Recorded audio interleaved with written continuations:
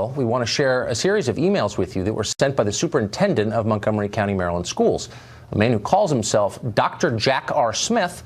He sent them to the parents who placed their kids under his care.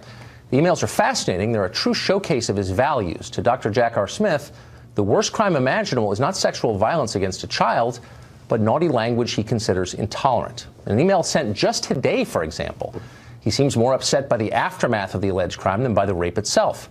He lectures parents who have voiced their horror about the attack, warning them that, quote, far too many have crossed the line with racist, xenophobic calls and emails. Not only are those calls offensive, he says, but they're also somehow illegal. As he puts it, they will not be tolerated, and they'll be reported to the police of Montgomery County, who presumably have never heard of the First Amendment. He speaks much more harshly about xenophobia than he does about sexual assault of a child. And it's not the only email he sent like this. His colleagues in the Montgomery County school system have sent a ton of them. 1 week after the November election, his district had every principal send an email that warned hate speech, something they never bothered to define, would be punished severely. They urged kids to report cases of offensive messages to the proper authorities. Last Friday night, the very day after the alleged rape in Rockville, Smith sent a school-wide email lamenting, on the basis of no actual evidence, that, quote, hate-based incidents are on the rise across this country, something a lot of people say but no one actually proves.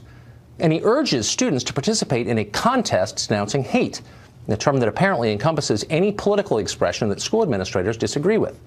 Well, none of this has anything to do with education, of course. It's a political indoctrination, and it's done by force. They're not even trying to hide it. In January, this district took a stand for illegal immigration. They sent an email letting parents know that Montgomery County, quote, remains a welcoming learning environment for all students, regardless of immigration status. Teachers, the email continued, will do nothing to report illegal immigrants.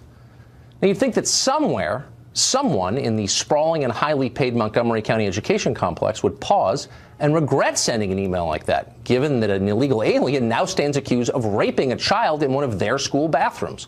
But apparently there are no second thoughts in Rockville. It's full steam ahead with the same old diversity agenda at all costs. And by the way, if you don't like it, shut up or we'll call the cops. Well, the powers that be in Montgomery County certainly don't want you thinking critically about the country's immigration laws. Fortunately, we're not going to listen to them tonight.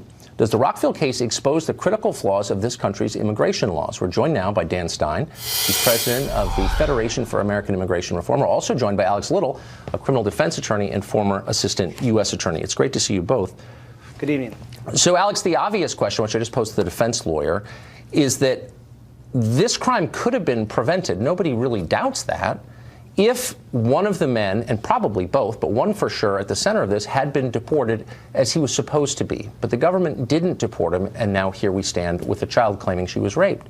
This is inherently about immigration, and it's unenforcement in a law for political reasons.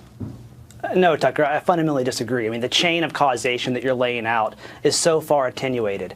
I mean, I had cases as a prosecutor where a defendant would say, I did this because I needed to pay for my mother's cancer treatment, and he committed a burglary or an armed robbery. Is that case about health care reform, about whether we're going to reform Obamacare? No. The individual committed a violent crime. And here, the causation is what happened in that bathroom. But he wouldn't have been. He wasn't supposed to be here. Authorities fell down on the job. They didn't do what they were sworn to do, what they had sworn to do, because of political pressure. He wouldn't have been. I mean, we wouldn't be here at all. This is not attenuated. This is direct.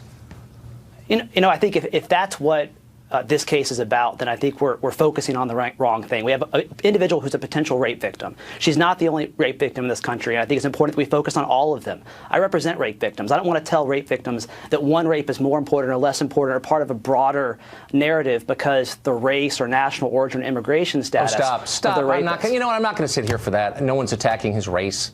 That's ridiculous. Well, no, but it's the immigration status. I'm certainly not. I'm just saying, look, Dan, here's what separates this rape from a lot of rapes. And immigrants are not the only people who commit rape. I'm not suggesting that because it's not true. I'm really saying this is one that could have been prevented. That's all I'm saying.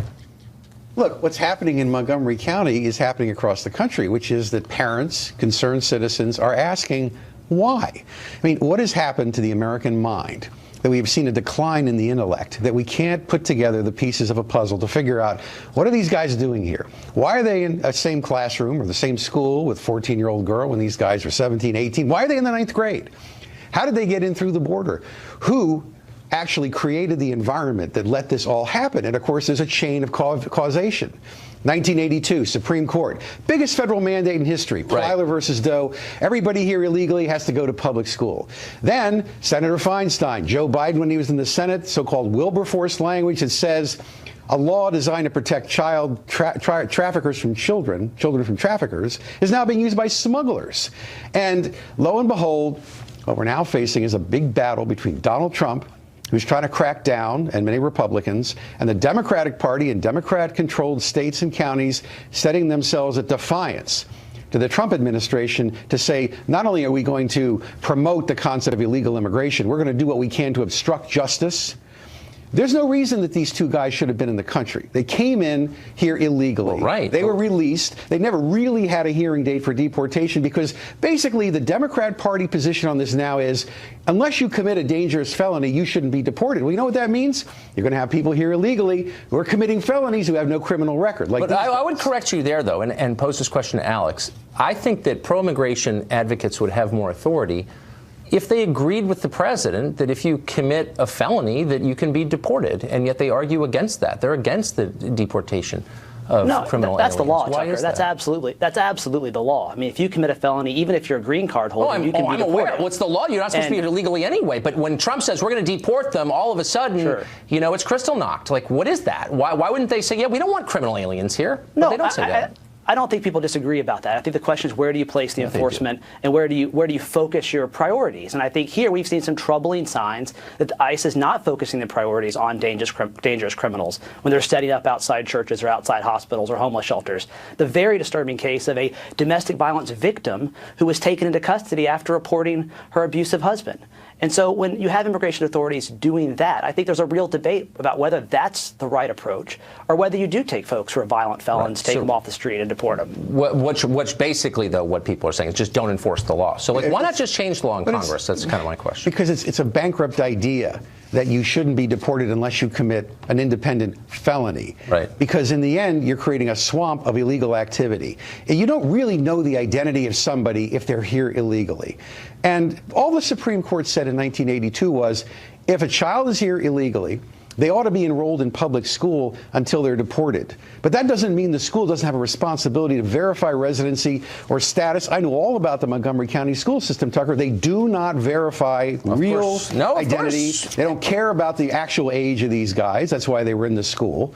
And I mean, basically, Montgomery County is running a segregated school system. You look at performance and you can see how people self-segregate within the school system.